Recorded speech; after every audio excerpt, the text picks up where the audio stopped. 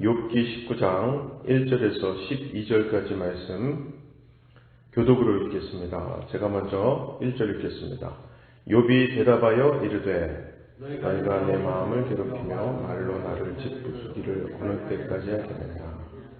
너희가 10번이나 나를 학대하고도 부끄러워 아니하는구나. 비록 내게 허물이 있다 할지라도 그 허물이 내게만 있느냐. 너희가 참으로 나를 향하여 자만하며 내게 수치스러운 행위가 있다고 증언하려면 하려니와 하나님이 나를 억울하게 하시고 자기 그물로 나를 애워싸신 줄을 알아야 할지니라. 내가 폭행을 당한다고 부르짖으나 응답이 없고 도움을 간구하였으나 정의가 없구나. 그가 내 길을 막아 지나가지 못하게 하시고 내 앞길에 어둠을 두셨으며 나의 영광을 거두어 가시며 나의 관모를 머리에서 벗기시고 사면으로 나를 부르시니 나는 죽었구나. 내 희망을 나무 뽑듯 뽑으시고 나를 향하여 진노하시고 원수같이 보시는구나. 그 군대가 일제히 나와서 길을 두두고 나를 치며 내 장막을 둘러 진을 쳤구나. 아멘.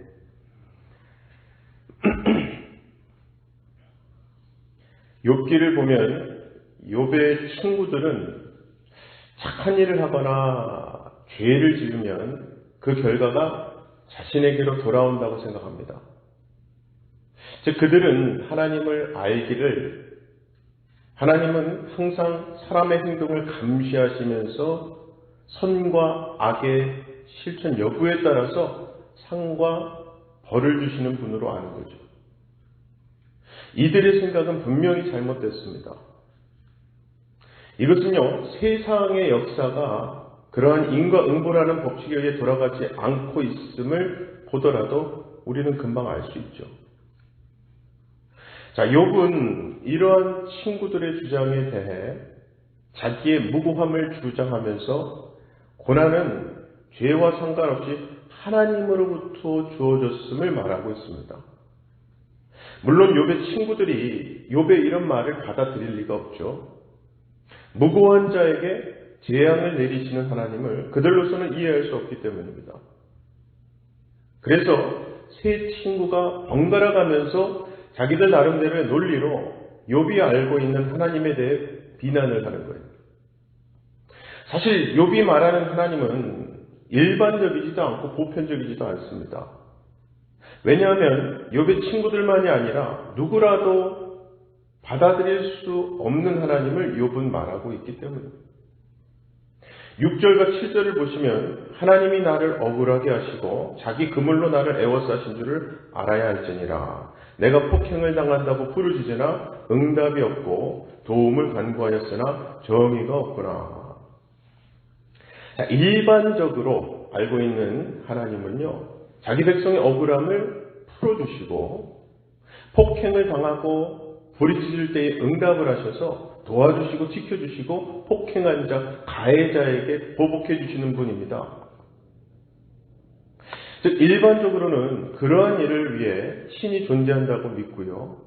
수시로 신의 그러한 도움을 받기 위해서 정성을 바치고 신의 눈밖에 나지 않도록 잘 섬겨야 한다고 생각하죠. 그런데 지금 욥의 하나님은 죄와 무관하게 자기 백성을 억울하게 하시고요. 폭행을 당한다고 부르짖어도 응답하지 않으시고 도와주지도 않으십니다. 친구들은 지금 이러한 욥의 주장을 받아들일 수 없기 때문에 자신들의 지식을 총동원해서 욥에게 반발하는 거예요. 비난하는 겁니다. 11절을 보시면 나를 향하여 진노하시고 원수같이 보시는구나. 여기서도 욥은 하나님이 자신을 원수처럼 다루시며 원수에게 하시되 진노하신다고 합니다. 여러분은 욥의 이러한 말을 보시면서 하나님이 왜 욥에게 그렇게 하시는지 이해가 되십니까? 일단 우리가 이것을 이해하기 위해서는요, 욥의 재앙이 단지 하나님과 욥 관계에서만 발생한 일이 아니라는 것을 생각해야 합니다. 욥기 1장으로 돌아가 생각해 보면요, 욥의 재앙은 사탄이 여호와께 욥의 신앙에 대한 의문을 제기하면서 시작되었죠. 즉 욥이 까닭없이 하나님을 경외하지 않을 거라는 사탄의 의문, 사탄의 도전에 대한 답으로 하나님께서는 사탄이 욥을 치도록 허락하셨잖아요. 하지만 이것은 단지 욥의 신앙을 확인하는 의미로만 주어진 재앙은 아닙니다.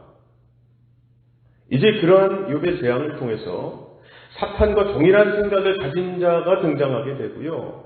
욥의 재앙은 이제 그러한 자들과 충돌하게 되면서 하나님이 누구신가를 드러내는 현장이 되는 거예요. 즉 하나님은 지금 욥을 억울하게 하시고 원수같이 대하심으로써 세상에 잘못된 신앙관을 드러내고 계시는 거예요. 정말 나를 도와주는 하나님만 생각했던 사람들에게 있어서 상황적으로 하나님이 억울하게 하심에도 불구하고 감사를 고백하는 것은요, 불가능한 일입니다. 때문에 억울하다고 생각되는 어떠한 일에서도 나에게는 억울하다고 할 수 있는 일이 없습니다 고백하면서 변함없이 하나님의 은혜를 고백하고 감사를 찬양할 수 있다면 그것은 정말 성령님의 인도, 성령의 역사로만 가능한 거예요. 자, 그렇다면 저와 여러분은 어떻습니까? 우리의 믿음은 어느 쪽일까요? 솔직히 우리도 욥보다는 욥의 친구들처럼 하나님을 생각하지 않았습니까? 하나님은 그저 나를 도와주시고 지켜주시고 나의 부르심에 내 바램대로 응답해 주시는 분이라고 말입니다. 자, 바로 이런 점에서 욥의 억울함은 보면 볼수록 예수님의 억울함과 닮아 있는 것 같아요. 물론 욥이 예수님을 안 것도 아니고 예수님처럼 죄 없는 의인인 것도 아닙니다만 어쨌든 하나님을 경외하여 악에서 떠난 자로 소개되었던 욥에게 재앙이 있게 하시고 억울하게 하심으로써 세상과 충돌하게 하신 이 사건은요, 예수님에게도 똑같이 일어나는 일이거든요.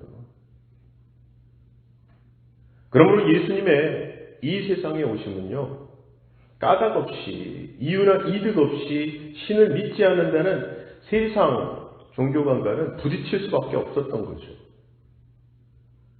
정말 그렇지 않습니까? 하나님께서 나로 억울하게 하심에도 불구하고 내가 하나님을 끝까지 신뢰하고 여전히 하나님의 은혜가 나를 나되게 한다는 믿음을 지킨다라고 하는 것은요, 인간의 본성에서는 도저히 나올 수가 없는 거예요.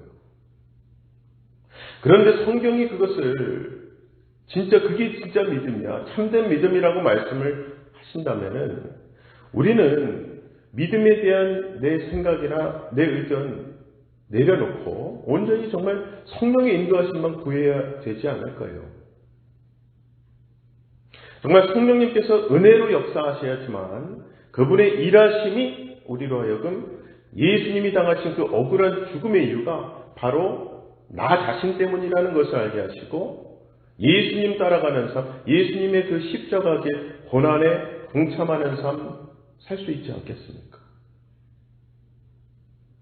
만약에 욥에게 재앙이 없었다면 욥의 세 친구들 포함해서 우리 모두는요, 내가 만든 하나님, 내가 원하는 하나님을 생각하고 내 마음대로의 신앙을 가졌을 겁니다. 실제로 하나님을 믿는다는 사람들이 억울함을 느끼는 많은 경우는요, 본인은 하나님을 믿고 섬긴다고 섬겼는데 고난을 겪을 때죠. 그런 경우 사람들은 하나님이 공평하지 않다고 하면 불평합니다. 아니 어떻게 하나님이 나의 믿음에 나의 섬김에 이렇게 대우하실 수가 있지? 하며 억울해하는 거죠. 그것은 사실 하나님을 믿었다고 섬겼다고는 하지만 실제로는 하나님을 진짜 믿고 섬긴 것이 아니라 하나님을 이용하려고 했던 것밖에 되지 않죠.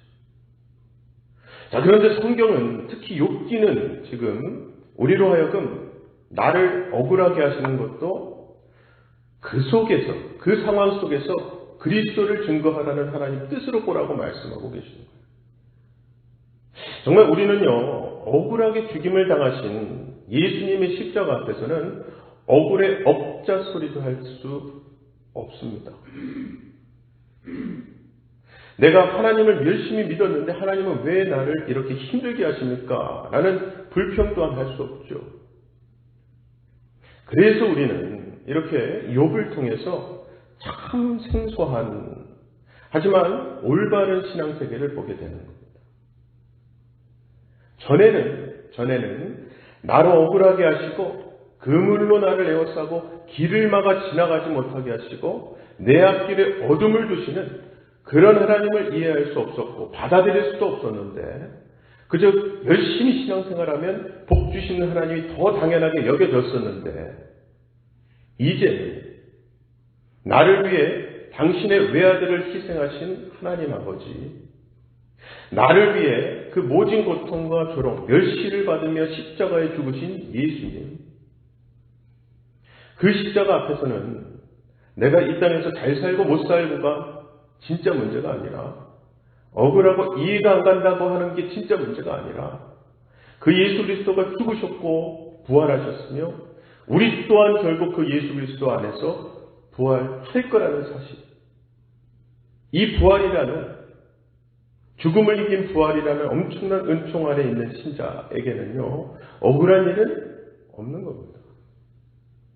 문제가 아닌 거예요.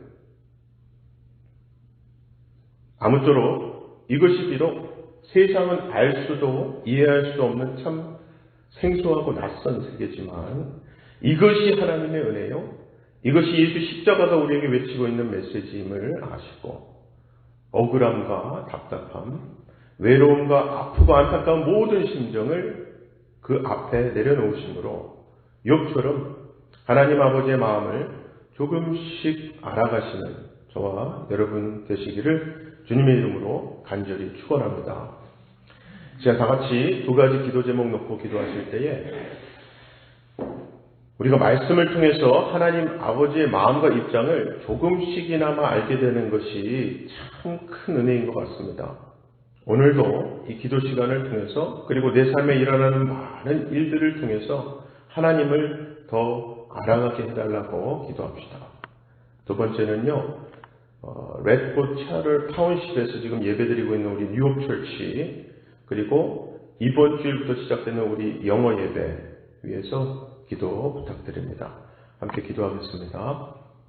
사랑의 아버지 하나님 감사합니다. 오늘 이 아침 하나님을 좀 더 알아가라고, 하나님의 그 마음을 조금만이라도 더 이해하라고 우리의 발걸음을 이곳으로 인도하시고 또 기도의 자리로 인도하시니 참 감사합니다.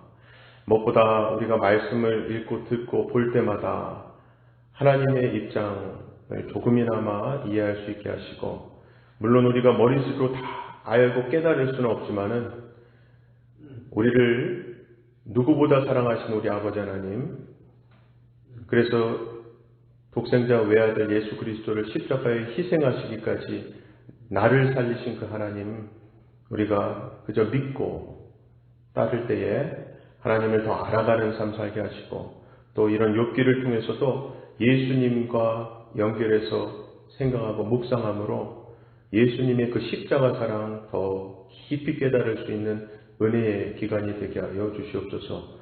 특별히 우리 뉴욕 철치는 다문화 다인종 사역을 사명으로 갖고 지금 레드포트 차를 타운십에 있는 교회에서 예배를 드리고 있습니다.